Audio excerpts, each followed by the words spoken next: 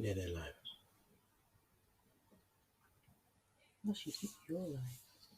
Hi guys. Hi, what's going on? Hi everyone. Hey guys. Hi. Hello. Okay. Just checking that everything is here, everything's working, everybody's in.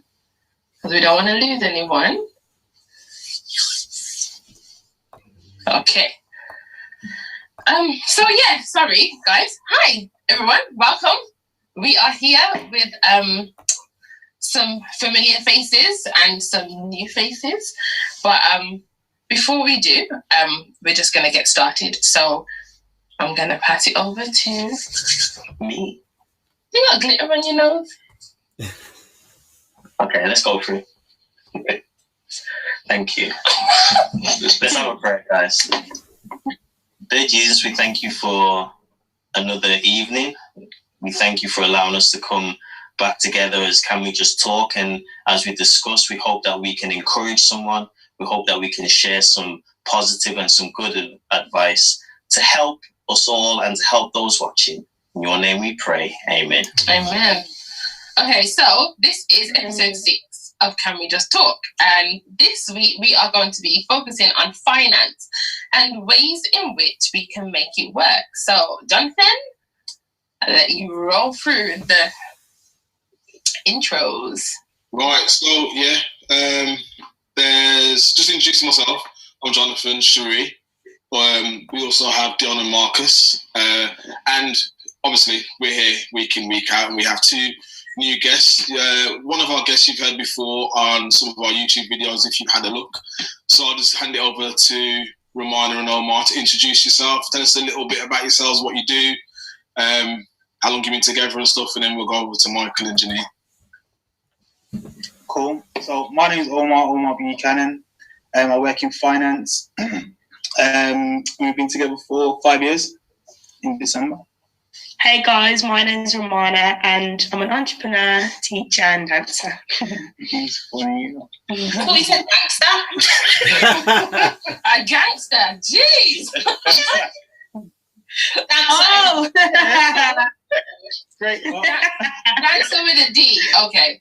Yeah. Go on, Michael and Janine. I was waiting for you to go first. Oh, right.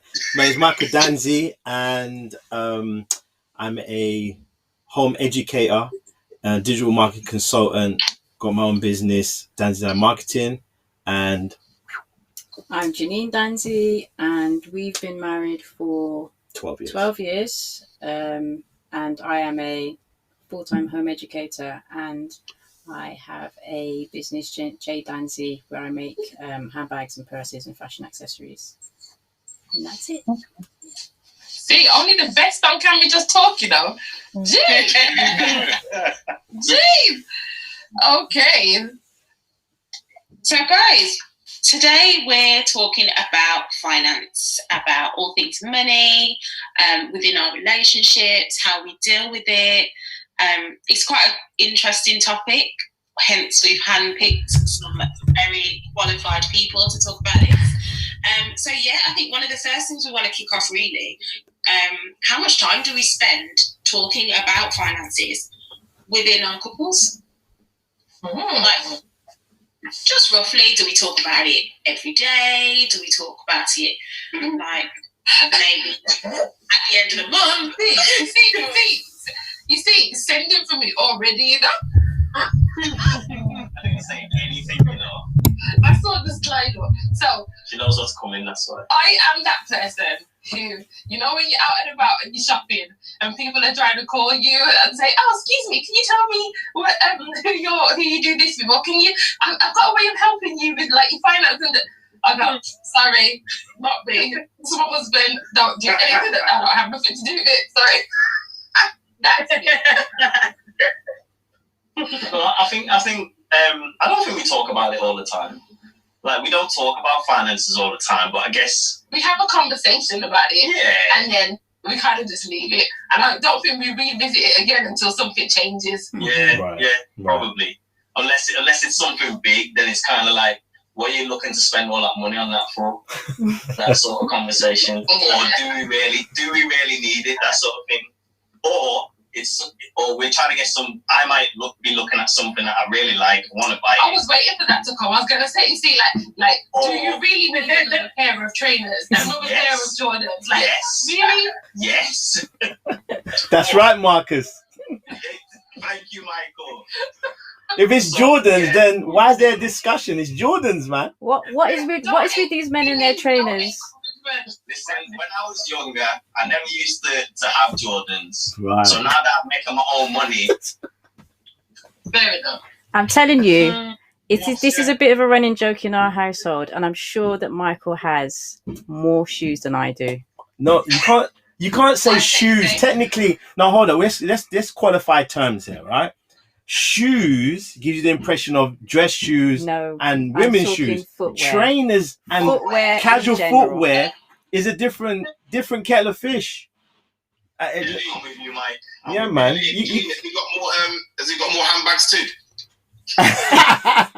And as well, mine lasts a long time. Can I look after my stuff? I make mine. I'm not buying mine. What you mean? I make mine. But definitely with Ramada and Omar, Ramada has more shoes. Like, I was going to say shoes. Shoes. I'm not into the shoes. Three or four pairs of shoes, but trainers. See? Got Jordans on. Why is it the same thing? Yes. Oh, those are the ones I had. Wait. Pause. Right. Yo, brother, bring those back up. I had those in year 8. Those are the ones. I had those in year. I was the only one in school that had those in year 8. I was so special. That was. let's see them again. Yes, Omar. Well, bless the people again, Omar. Bless them. Bless them again. Those are the ones with the 2 straps. Oh, yeah, those. Yeah. That's memories, man. Like those were so good. I nearly got robbed by ghetto boys from Lewisham. That's how good they were. And I had to lie about my shoe size. Like you know that question, what size are you? I was like, I looked at his foot and I was like, I'm a 4. And like, you're a 4? I was like, yeah, man. He goes, don't look like a 4. I goes, I squeezed my foot in, man. They're Jordans, innit? Knowledge. Michael is sharing knowledge. That's your first finance tip, folks. Anyway. Let's get back on track, man. That's memories, man. Anyway. We digress. Yes. But yeah, Cherie, chocolate and sweets is not the same thing either, so that's why trainers and shoes aren't the same. Please continue. I was finished. Okay. I'm done. Basically, Marcus, that's when we have those conversations. We have those conversations. If it's going to be a big purchase, if it's going to be something, so for example, if I'm buying a tablet or a laptop or something like that, and I'm like, really, what do you think? Do you think it's a good idea? You think I could try and get it cheaper somewhere else? But apart from that, we don't generally speak about it that much. I feel like once we've had that conversation, we don't need to. I think I'm a ponderer, so it might take me weeks before I buy something. Yeah. So I'll be looking at it and I'll be checking it out, and I'll put it in the basket, and then I'll think about it, and then I'll go to pay it, and it's no longer in the basket. That's a sign if that happens. God tell me it's not now. You don't need it. I think my Amazon basket must have like 15 different things in there. eBay's got stuff in the basket. I'm always got stuff in the basket, but like always like, nah. I've been trying to buy a new car for about a year. Oh wow! I can't do it. One for me, then it's just like. For us, it's well, let me make this point. I don't know if any of you can relate to IKEA. If I say that word IKEA, that's how often it comes up in our conversation. Because the thing is, Janine's been good with a budget, and we might get to that later on. I don't know the plan, we've got a question, but she did the budgeting thing. So now I'm like, oh, okay, we're on the budget. So then she goes, we need to go to IKEA. I'm looking around the house going, but what do we need? Because you want to question me about trainers. Sorry to bring up the trainers again. You want to question me about trainers, but then all of a sudden there's this thing the house needs, and I'm like, the house needs it or you need it? Which one is it? Is it the house And then she says, we need. I'm like, we? I'm like, is it we or you? Right? And then I'm like, all I'm saying is be consistent. That's all I'm saying. I said, I don't mind we spend. Just be consistent. When I want to get the trainer, let me get the trainer. Don't question me. And when you want to get a trinket for the house to make the house look nice. Oh, wow. Trinket, you know. Michael, stop.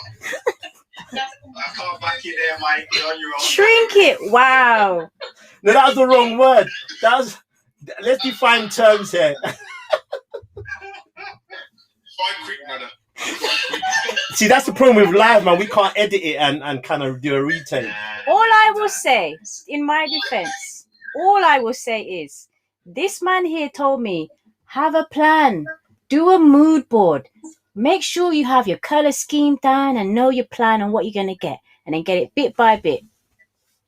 As a dutiful wife, I did such. So when I say we're going to need to go IKEA, it's because I need to get the things that's on my plan. But I don't see no mood board. Where's the mood board? It's in my head.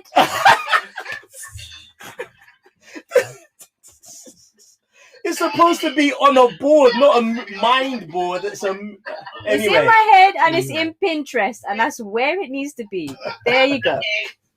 Leave it there. Can't argue with that, man. Wow. Can't argue. What about Romano and Omar? How are you guys with the finances? Do you talk much about it? All the time. Finances is life. There you go.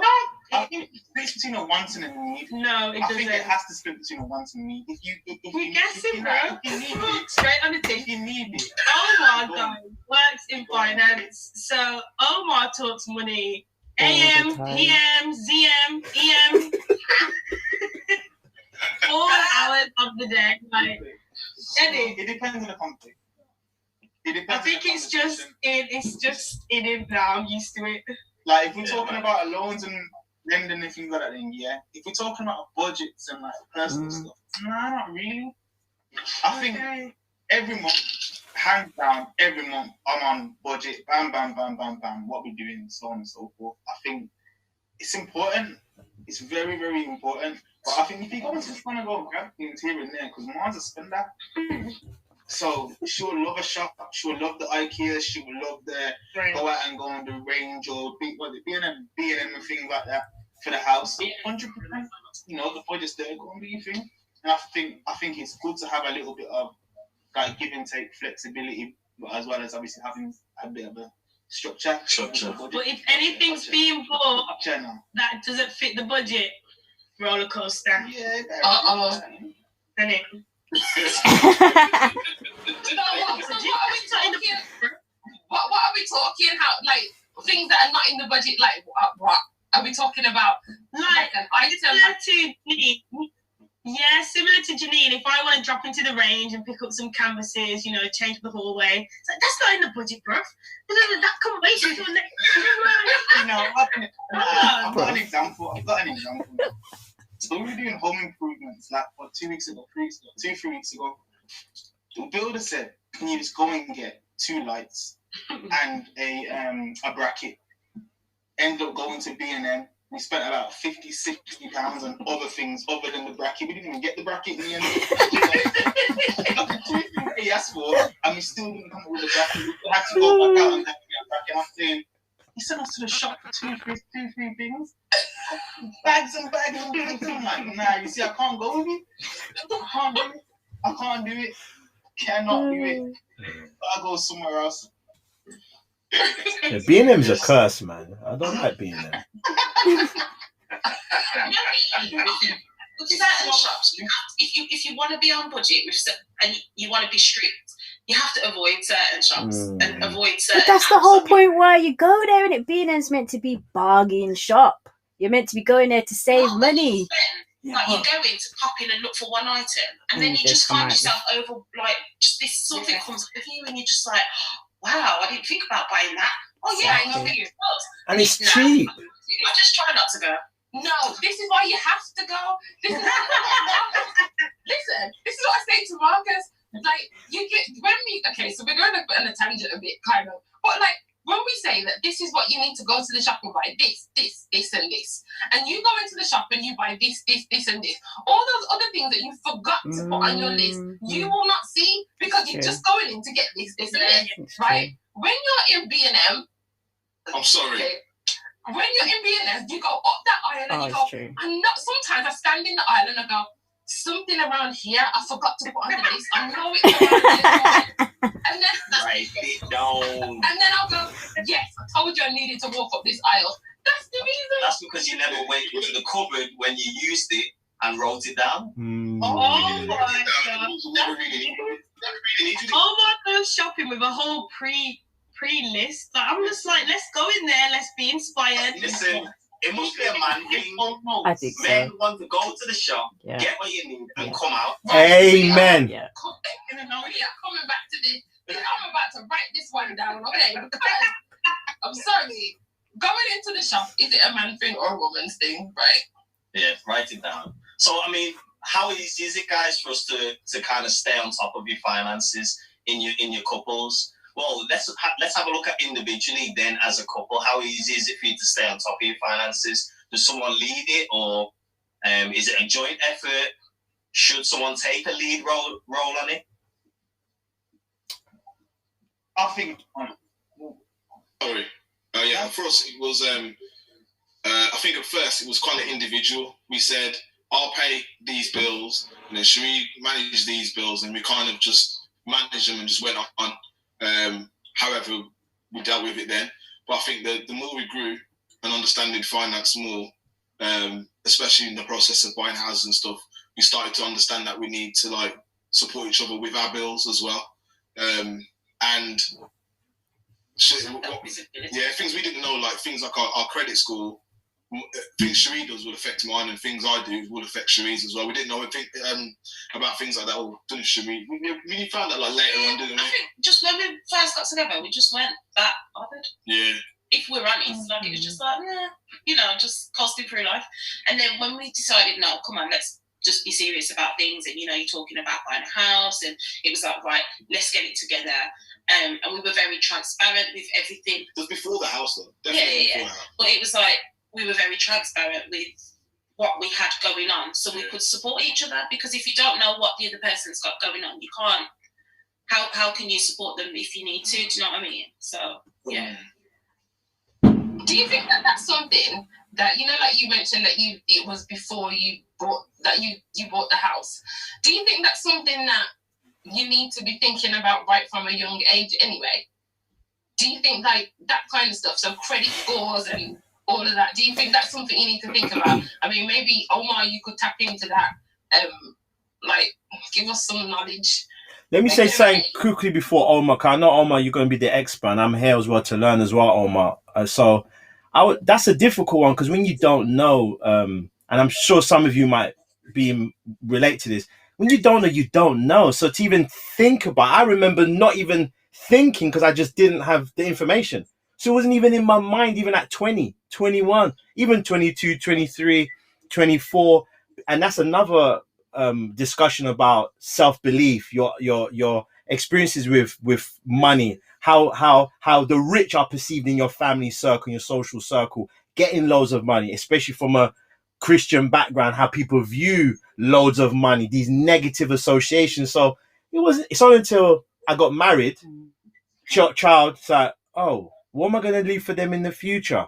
And then I realized my lack. But before, it was just like, for me personally, I thought I could never afford a house. That's never going to happen in a million years. That was my mindset. It's very negative. So it's difficult for me to personally say, yeah, you have to, because if you don't, there has to be either some event to make you start thinking, or someone to tell you, look, you need to start thinking about your future and your children's future, or on the business side of things. This is it, exactly. That's exactly it. Because I was asking on the basis of, is there an age? Is there an, your parents would open up a bank account for you or something? Does it count from then? Yeah. Is it something that comes when you're a teenager?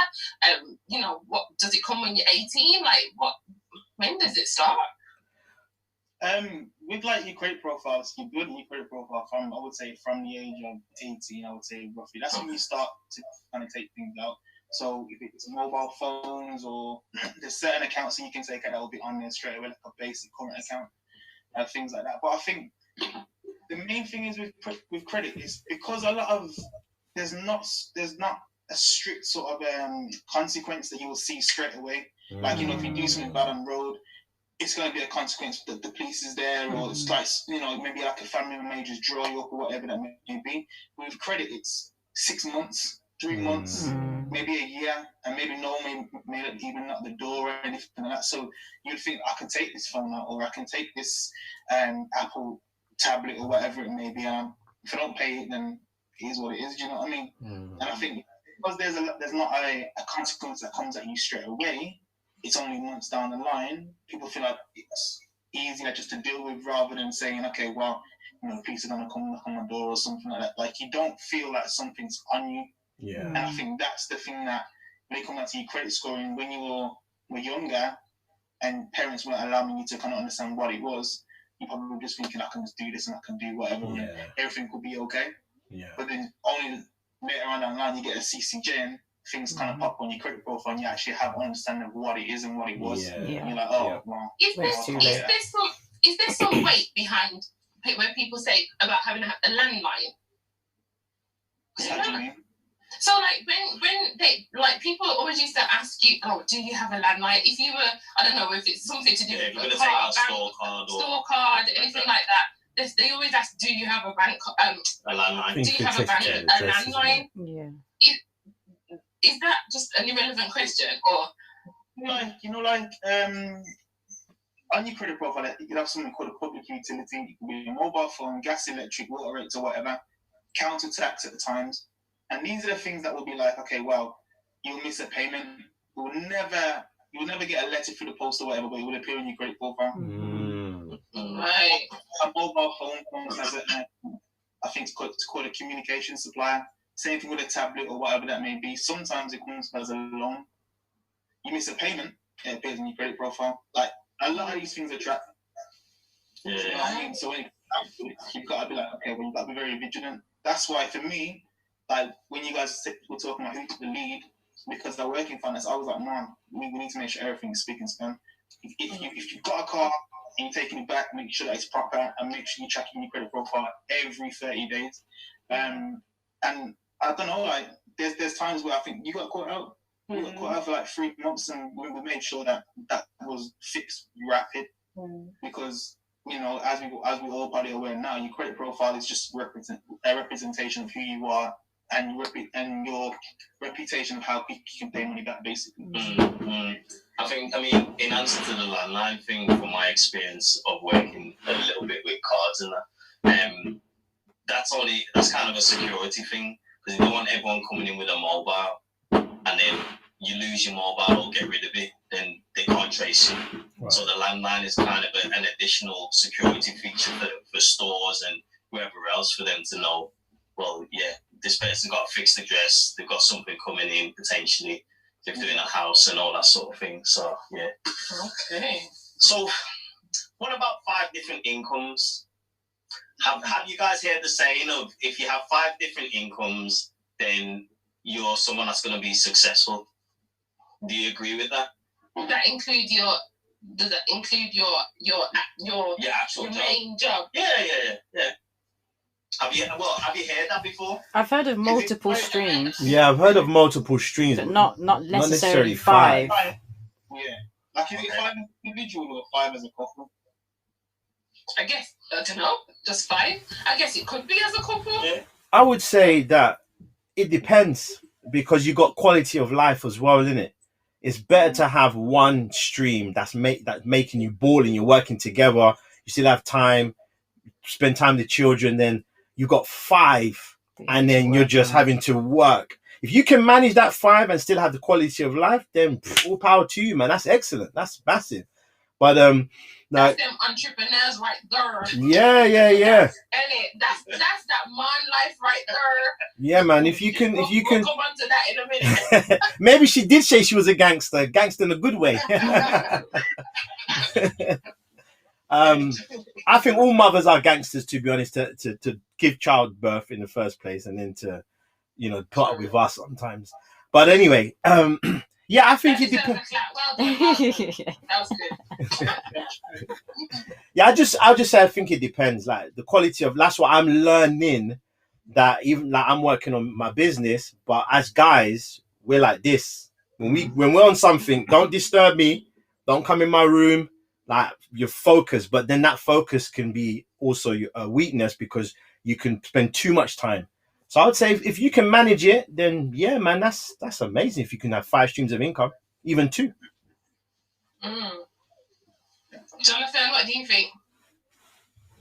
I think that's just ridiculous to think you can have a family and have 5 streams of income. I mean, well, okay, we're starting to have 5. Starting it up. If you let's say you've got 2 businesses and you're working 2 different jobs, or 3 businesses and you're working 2 jobs, I guess starting it all would be difficult. But if you've got 3 businesses and they're self-sufficient, then I guess it's a possibility. But that process and getting them started, remember, like, you know, it takes 2 years to even, well, 2, 3 to 5 years to break even. So you'd have to put in a lot of work into your business and into yourself. So I don't see how you'd have time for anything else. I think you'd have to do that without kids. Then maybe you can both do it. Like set it up first. Yeah. Set it up first. I agree. I think multiple within your couple is, of course, going to be better than just 1 or just 2. Like, of course it is. But then, like Michael's saying, it's having the balance. But as much as I agree with that wholeheartedly, and you know, Jonathan would as well, it's having the balance, it's having the family time, it's taking time out for yourself and your own mental health and not being so stretched that you're not functioning. Not everyone is wired that way. And I think that's what we have to remember. Like, some people are quite happy to just be, you know, one track. Like, that's their end goal. Nothing else is a priority to them.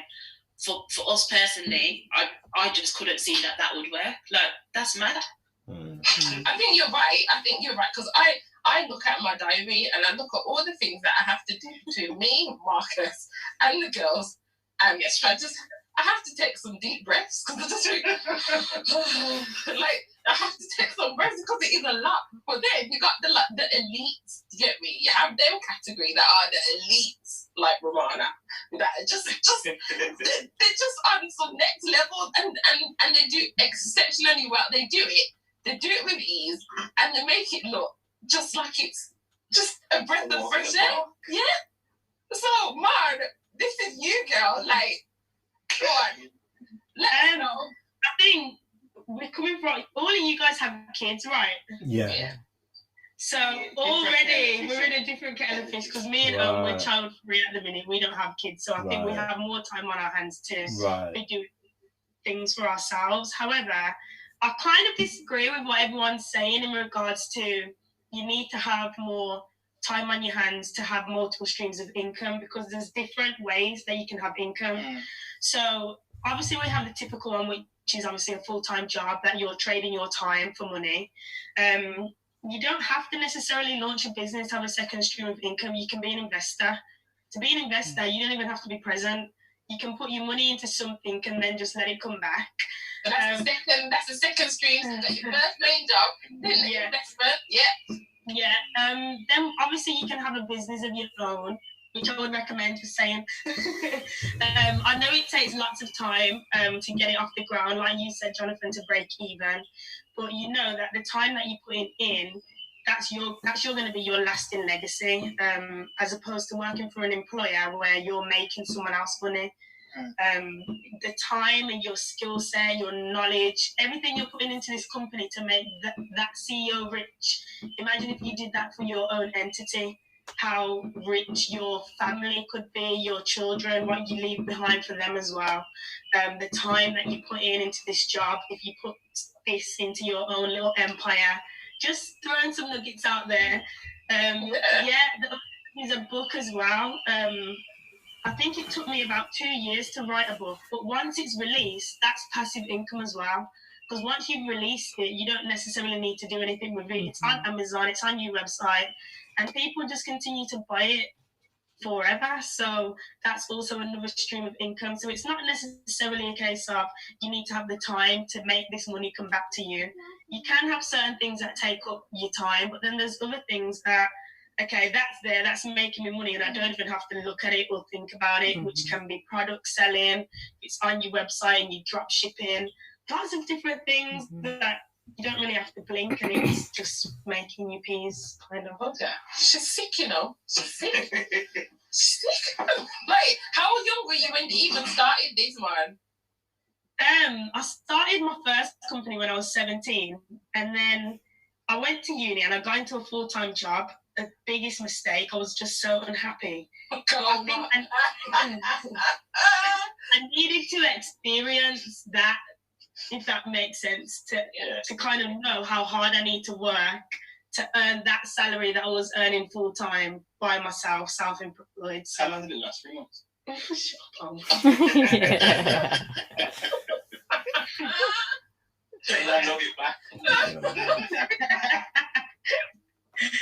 It was good though. I think looking back from where obviously Miles come from to where she's now, everything just kind of seems a lot more streamlined.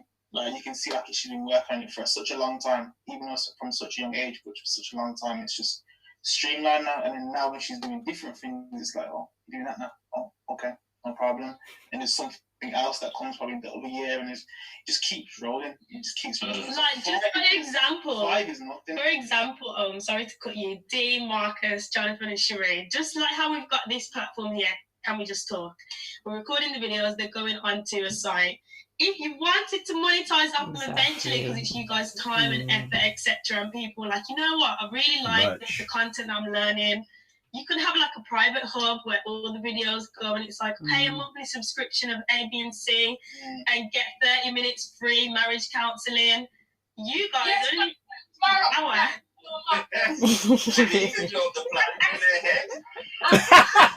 Yeah, we said. Subscription, get all the content. That's also a way of getting income, and you guys only need to record for an hour, put it on the stream, and it's there. So. All right. Can we just talk Can we just talk course? That one. Online course. Yeah. There, so they start stealing our idea. Okay, we'll stop now. No, Marcus, what she's saying is true. No one can steal your idea because it's a brand. You've got a brand. Yeah. So you built the brand. Look how many orange juices there are when you go to a shop. It's the brand that people are buying, not because there's like 10, 20 different types of orange juices. So what she's saying, right on the money, man. Like you should talk to her, man, seriously. Because she... All right. Good. So, you know, everyone watching. See some consultancy fees coming your way, man. Yeah, man. Ramana's throwing it out there to everyone. The income doesn't have to be something that is a full-time job. It could be something you enjoy. That's it. I was just about to say that, taking it out of my mouth. It's got to be something you enjoy. And if it's 5, 6, 7 things that you enjoy in little pockets, go for it. Go for the goal. Okay. Yeah. Jeez! You know, have your notebooks. Everybody watching, you know, I hope you get your notebooks. I'm taking notes. I was like, cool today. Jeez. Right. So, Janine, what or who inspired you to start your business or to start? Because I know it's something that you're passionate about. It's something that you enjoy doing. Yeah. Tell us a little bit more about the journey. Well, the inspiration to some degree was this person. To give a quick backstory, since I was little, I've always enjoyed making things. Like I remember making clothes for my Barbie dolls and turning an old pair of jeans into a bag when I was about 17 or so. And then that jean bag you made for, that was really good, man. I was telling you from then you should have saw what was going on. I was like, no one's doing this, man. You should sell them. Anyway, sorry. One thing with Michael is he's a secret Dell boy. It's my Do they even know him? nickname. Do they even know him? Only Fools and Horses. They're not that young. Yes. But when I was working at a university, I was a learning technologist. So my job was making things, but digitally. And it came to a period of time where we decided that I was going to leave full-time employment and be home with the kids. So technically I'm educating them. That's my main job. But at the same time, I think it was one of the summers not long before we decided for me to leave work. We'd been invited to several weddings, and I'm the mum that wants the whole family to be matching. So why not, please? Why ever not? No, when I did that face is now when I did that face, it's not that I don't know. That's good. It's Janine will try to think of too many things in a short space of time. So when we was getting matched, like, I'm gonna make my own dress. I looked at her like, really? You ain't got the time. I'm gonna make this, I'm gonna make that. I'm like, really?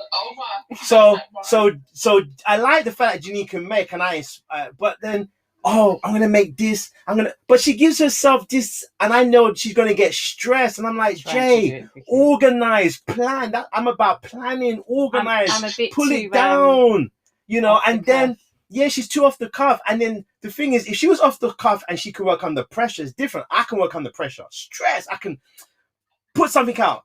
Jay, she's getting stressed, and then she's looking at me like she needs help. Because what I want him to do is just like, Janine wants to make this thing. Let me herd all the children over here and leave her. Let her have a little bit of time. That's another discussion. That's why I keep saying. Anyway, sorry. Answer the question. Answer the question. Go on. I want you to answer the question. Go on. Anyway, so I detest trawling the shops, trying to find all the bits that I want to find, and I can't find it because it's usually I can't find it in the right size, the right shade, the right cut to go with whatever. So I decided I'm not doing all that. I found a pair of shoes. I was like, right, I'm gonna make a bag to go with these shoes because I have no way I'm gonna go trawl the shops to try and find this bag. And it started from that. I made the bag. I made my outfit. I made the girls' outfits. And I made Mike and Sol a little bow tie that was going to match. We all were color coordinated. And then Michael was bigging this up for everybody. And I'm like, okay. No, but wait. Just quickly. Just quick. When I saw the bag, I thought she bought the bag. So imagine your own wife, you're seeing the bag. Oh, that's a nice bag. It goes with your shoes. How did you even find a bag that goes with your shoes? I mean, what's the likelihood that she goes, I made it? Now imagine you're your wife or your partner, right? And they go, they made it. What would you do? You'd be like, what? Remember, you're saying it's good, but you didn't know they made it. So it's from sincere. It's not, it's because of my wife, I'm going to say you're good. I'm not like that. I'm not that type of husband, right? I speak the truth, right? So it was a good opportunity for her to get boosted. And I was like, what? That's it. Game over. That's it. You made that? I didn't even know you had that gift. So it was game over. Go on. So then he was like, right, you need to make these to sell. So what you're going to do is you're going to take a picture, and if it gets this many likes, 100, right, 100 likes, then you're going to start selling to make. I said, is that a deal? And she's like, a bit apprehensive. Because if you don't get 100 likes, we'll leave it. If you get 100 likes, then boy, there's a market. So let the market preach. So she got 100 likes. That was the beginning, really. And then it was just a labor of love from then. Because when I look back at that first bag, I'm like, this is absolute rubbish. Honestly, though. Stop it. Edit that bit out. Edit the live. Somehow. I'm saying in comparison to what I'm able to make now. Yeah. Oh, practice makes perfect, isn't it? Yeah, but you shouldn't have said that because creatives are you're always gonna judge your work hardly. It's true. But no one's gonna look at the bag and go, creative, you do. I'm constantly critical of what I make. Get a charger. Carry on. He needs to plug in the laptop.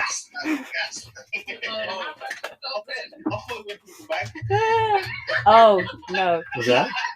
Honestly, sometimes it's a tiny bit embarrassing because people will get visitors to the house and he'll be like, "Oh yeah, Janine made this, didn't she make? Janine, go and get that bag. Go and get that bag." Look, I'm like, yeah, okay. No, but the thing is, how it started, I didn't know Janine could even do this. I'm looking at the bag, I never forget it. She took a picture of it. I thought, that's a nice bag. Like I just said, how did you get a bag for your shoes? I made it. She just said it like, and when you see what has to be done, everything's in 2D, flat material, and it comes into a 3D thing. I'm looking at the pattern going, how do you even figure that out? She makes it. And because she's not going to promote, I said, well, boy, I'm going to promote this thing because if I go to her Instagram, just go Instagram, J Danzy, you look at the quality and you be like, you made this. So I'm sorry, man. Like if it was rubbish, I wouldn't say nothing. I'd be like, you're my wife. I love you. But I don't think no one's going to buy that, right? But the things are so good, I can't but preach it. Anybody, I'm like that. Anybody that's got something that's good, but it's true.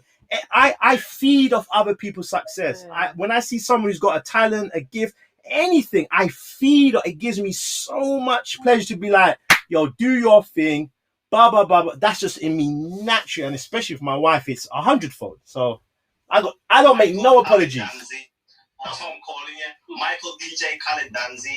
Hype man. So Omar, have you got any like gems or knowledge as to how to make us like financially literate? Make us know what we're doing with our money? Where to start? I would say, I think it always starts obviously with the personal, with yourself. You need to have obviously, I would say, budget for one. Knowing what's obviously coming in, knowing what's going out, and knowing what's left for you. Because what you find is a lot of people spend what's actually not left for them. Like your bills will go out, and then you'll overspend for argument's sake on random things. And then, how do you react to things that happen? So, for argument's sake, say you obviously got your house and whatnot, and for whatever reason you had like account stack arrears or like water bill arrears or whatever that may be. Do you have anything in like an emergency fund that you can actually react to and say, well, don't worry about it? Like if it was a partnership, take the stress off mom. I've got it already. Don't worry about it. Or are you someone that's reacting to it and saying, where can I find this money? Like now you've got to go out and do something else, work harder, or find it somewhere, rob Peter to pay Paul to get this bill or arrears covered. So those are the two things I would start off with. Definitely, obviously, budget and save to have something of emergency fund behind you to make sure you got yourself covered. A second. Can I interject just quickly? How old should I start? Let's say I'm a kid, or let's say I'm 17, 18. Like, how old should I start thinking about stuff like this? I think saving, it should be something that you start from a young age. It could be 10, 15, 20. What I've always said, like from anyone that I've mentored ideally, is if you are new to saving, start off with one note, pick your favorite note, 20, 10, 5, whatever it may be, and just save it. Every time you see it, save it. Yeah, and then review it at the end of the year to find out exactly how much you have saved, because that could be then. I like that. It works, you know. I'm sure we did that one time. We did the whole £5 note thing one time where, when you could spend money, actual cash. So we did that exact thing. So anytime we got change back, and it was a £5 note. Right. That's when it was. Yeah. It was when the £5 notes were new. Yes. So that was the first one that changed, didn't it? It was the first one that changed. Yeah. So when we got a new £5 note, we'd save it and we put it in a little piggy bank. So we didn't even go into a bank account. It was just saved in the house, in the piggy bank. So every time it was a brand new one, you got to save that. And mate, the amount of money we saved was quality. That's like a holiday to Jamaica or something like that. Yeah. Well, for real? You don't realize that. I don't see that many £5 notes pass through my hand. Sorry, I forgot you deal with the 20s and how long was your back? You deal with them 20s and them 50s and it's all. You don't go to the bank and join out them £15, £20 notes. That's me. So, I mean, there's another challenge, even based on what you were saying there. I've heard of one called the £5 challenge as well, not the one that we did. But it's a case of, what is it now? Anytime you pay for something over £20, you put £5 into savings. So even stuff like that, just where you can do quick savers, quick and easy. Hard. Nah, it's not. I think that one's hard. Why? Because You don't if you spend over 20 pounds. Yeah, because I don't want to go and spend more. It's like No, but you do what works for you, innit? You know what it is? I think as well, on the same kind of line, when you're saving, so for example, there's some banks that I know that one of my accounts, they will say, well, if you're, say I'm buying a top and it costs £26, they'll say, right, we'll round it up to the 30, and then that is you saving. So you're not, so it's a round figure. Yeah. So I'm like, okay, then well, I'll round it up. It doesn't sound as bad, but if my top is £20, then I'm gonna say, okay, well, let me take 25, just to, Even though it's only a couple of pounds, that to me is like, no, that's too much. I feel like I've gone too far. Right. Okay. I guess you do what works for you. Yeah. Come on, give us some more gems. Omar. I would say, especially before you become a homeowner, insurance and wills and getting your ducks in a row with that. Wills. So you haven't got to be a certain age. You could be at any age to have a life insurance as long as you have either like a dependence or something that's like an insurable thing, like a responsibility that you have. Like we found out when we became homeowners, like make sure that you got your life insurance in a row. Make sure it's reviewed every, say, 4 to 5 years to make sure that you're covering the right things. Otherwise, if you are trying to leave a legacy for children or whatever it may be, it might be a situation where you haven't covered yourself for enough. With a lot of people that, especially obviously funerals that I've been to, family members are paying for it. That makes sense. That's what life insurance is for. Do you know what I mean? Jeez! Yeah, they could be done, Lastly, I would say from a couple standpoint is definitely speak salary. I think personally, because I need to know exactly what we're doing. If I'm trying to do a budget or Mark's trying to do a budget, you can't budget if my income's like £2,000 a month. You can't be budgeting for £2,400 when my income doesn't cover that. Do you know what I mean? So I think doesn't the love pay it? Doesn't the love, make the rest? No. Having that conversation is essential, just to kind of find out where the common ground is and who's going to pay for what. As Jonathan was saying, like who's paying for what? Are you paying for half? I'm paying for half. 60%, 40%. Understand what the expectations are from the jump. That's good advice, man. Very good advice. Do you work in finance by any chance, Omar? Weekends. Did you just say no chance? Weekends. Come on. Can you tell us some more about your business? Tell us about what you done. I know you said about why are you looking like you don't want to talk about it? Like this girl is killing it all around Birmingham, making up. Yes, man, you. Sorry, I thought you were talking to Om. No, you. Okay, so what was the question? So, like, tell us about what you've done. Like, recently, you've been so busy. You've had your hand in so many different parts in it. So, like, what is it that you've been doing? Okay, so we opened Eloquent Art Centre in September, first week in September. So, just thanks, guys.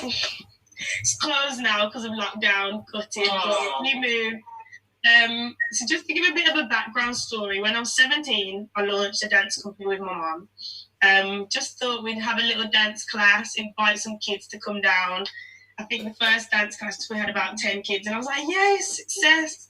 Didn't realise God was going to blow it up into some big community organisation that now have like over 100 young people. Didn't sign up for God, but still here, still on board. So I have the dance company with my mum. So the Eloquent Art Centre was birthed out of that dance company, just thinking that we're renting these schools, giving our money to these people, and it's just crazy. So why not have our own space? Half the time when dance class is finished or mentoring sessions are finished, we can't get the kids out of the building anywhere because no one wants to leave.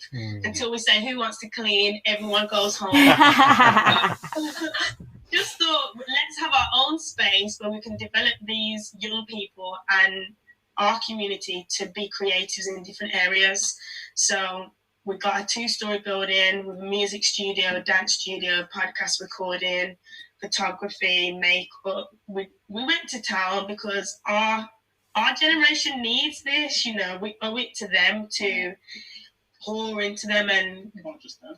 So do you, I did. I thought it was just dance, but God soon showed us that it's not that. So yeah, we have the dance company and art center, and then I'm a teacher, so I have my own maths tuition company as well. Wow. So yeah. There's one more she keeps forgetting about, and I think I'm quite like Michael with this one. Oh God, It's a company called Scrutiny. Yeah. yes. The company called Scrutiny. I'm putting that out there. And there's a company called Dear Future Self with the books. Yeah.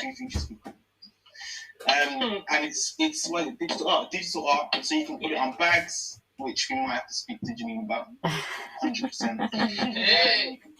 Put it on tops, t-shirts, anything basically. You can just transfer it from the actual iPad to whatever obviously you want, whatever sort of clothing you want, or a poster or whatever, things like that. That's called Scrutiny.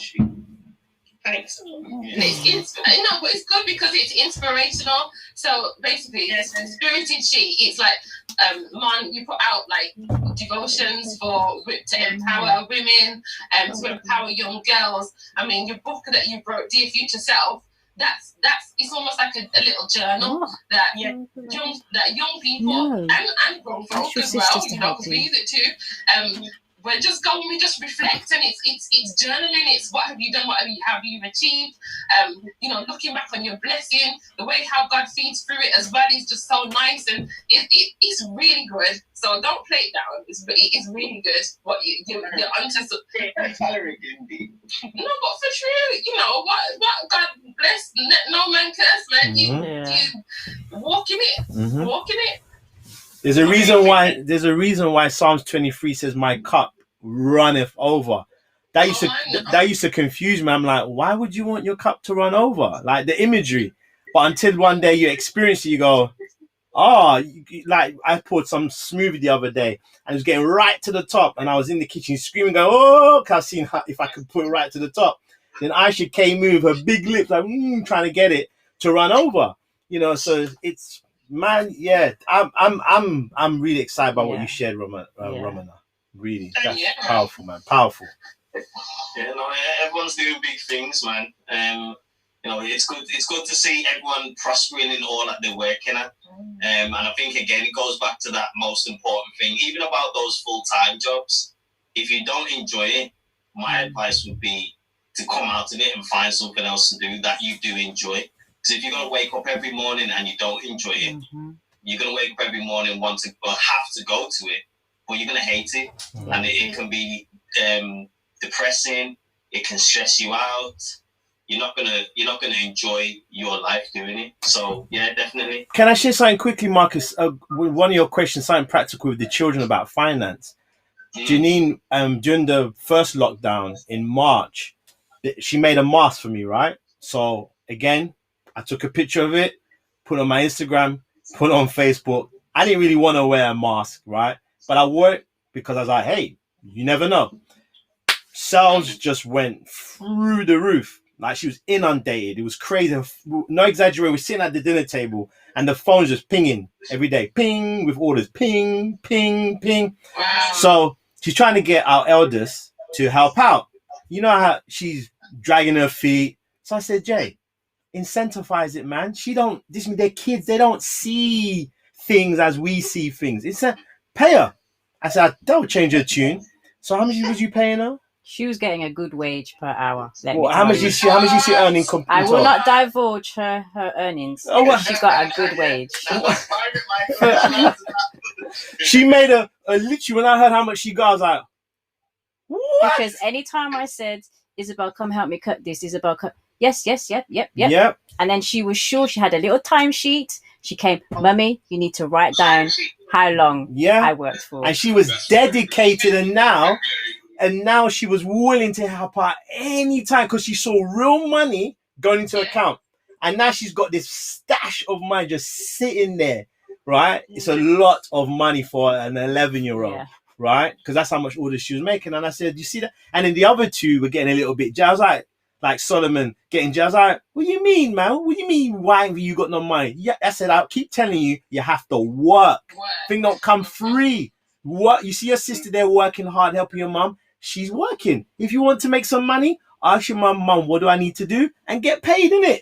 So that was one little on the other side of that, going back to how things were in lockdown, a lot of my friends, and also because I'm a teacher, there's a lot of parents who were saying that they were doing the same thing, and they were charging the children for snacks. Right. So they would give them an allowance, and they say, okay, well, this is what you have for the day. So if you want, I don't know, an apple, it costs you, obviously the healthier snacks cost less money. And the more the ones that That's a good one. So healthy, then they would have to pay more for. And then so even that about understanding how like the value of money and appreciating that you just can't just open up the fridge and just nab what you want now, because it's just not happening. Yeah. Serious. Just eat. Oh, sorry. and just eat. Just do that. It's true though. I mean, I love both of those examples, and that was a question that I was going to raise as well, but Dionne raised it anyway. Is not so much the age, but do you think it's important to teach your kids? 100%. Everybody got the answers. 100%. 100%. Critical. To teach them. Yeah. Critical. If I wasn't religious, I would say that's the most important knowledge to gain. Yeah. And health. Finances and health are because if you're not healthy, you can't enjoy your money. You may have a lot of money, so they work hand in hand. I'd rather have good health, obviously, so I can enjoy my money. But financial education is the number one. If you look at most of the problems we have in this world, it's over the abuse of money. Really, look how Congo's the richest country in the world. It's worth trillions. But why do people broke? Money. How money is dealt and how money is and how things are dealt with. It's all about money. Who's controlling the money and whatever. So helping our children understand the monopoly, I call it. It's a monopoly board, really. Society's like a monopoly board. All this gentrification that's taking place in Southeast London, Lewisham, Brixton, moving out all of the working class folk, people on benefits who need council housing and getting developers. It's money. Now, I could benefit off that. I wouldn't say, it would be wrong for me if I had the opportunity to go and buy an apartment, because someone loses, someone gains in these kind of situations. So understanding how to use money, credit, finance, it's because if you don't, man, it's like we're learning by experience. Because one of the questions you ask is Janine, who leads out the finances in our household. She done the Excel sheet, she done the budgeting, and I just go, here's what I've got paid. What do you need? You deal with that. I don't want the headache. I work. I'm focusing on this, my marketing, blah.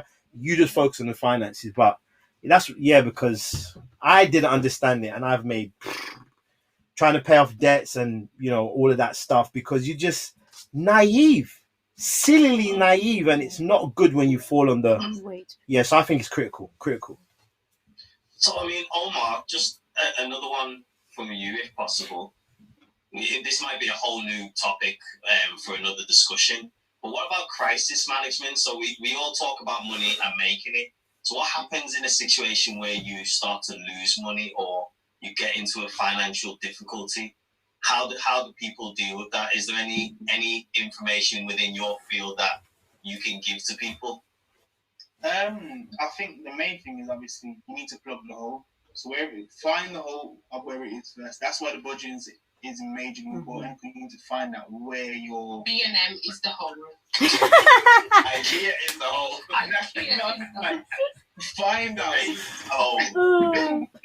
Find out where the hole is and plug it as fast as possible. That'll be probably the main thing. And what that looks like, obviously, as Dee said, B&M or where you're overspending in places, try and cut it down. I would say, in terms of like crisis, if you were, say, for argument's sake, in debt and things like that, then this is where your credit comes into it. You probably do things like debt consolidations or balance transfers and things like that to try and kind of get yourself in a state where you can kind of gather your thoughts. Like balance transfers allow you to probably do up to £1,000 or whatever that may be, from a percentage rate to 0%, which means you're paying it off at no extra cost in terms of interest. But a debt consolidation might include credit cards, loans, overdrafts, or whatever that may be, and you put everything into one payment with the one lender. So you're taking Doesn't doing that affect your credit score when you put everything? You go to these companies and you put everything into one. Consolidated in one payment. Yeah. It would affect it for a short space of time because remember the credit's already there. Right. So it's not like you're not making it bigger. It's that big, and you're making it that big, and you chop it down. But because it's with one creditor, for argument's sake, if you had say just simple numbers, £10 for a credit card, £20 for a loan, and £10 for an overdraft, but you missed one of those three payments, your credit score will go down because you missed the payment. But if you put all three into one, you're more likely to make that one payment. Yeah. Easier to manage, less direct debits, less of a headache, but you need to have a better credit scoring to do that. Right. If that makes sense, depending on the amount that you built up the debt for. So I would say that would be my go-to if I was obviously in terms of like a crisis management, debt consolidation, go-to. Right. Hey, Man, those are some gems, man. Yeah, thank you so much. We've had some really inspirational kind of prompts from Romana and Janine. I think you've all shared some really good gems for our viewers, for themselves, to pass on to their youngers, for us. We just really appreciate the fact that you've taken the time to. I can see Dionne's light bulbs gone. Like I'm in school. No, we've just had a comment coming on Facebook saying that also we can go to Christians Against Poverty. They will help out as well. So if you're stuck in a situation. Thank you for that. Thank you for sending that in as well. Yeah. So thank you guys for coming on and sharing all of your knowledge. We really appreciate it. Thank you for having us. Thank you for having us. So, what's happening next? Next session? Oh, okay. Yeah, next session. So, we are bringing the season to a close. So, we will have on next Thursday, we will have a boys only episode where man them round table. I don't know what the gang, but yeah. So we're gonna have a guys session next Thursday. So definitely follow and check out what they're going to be talking about.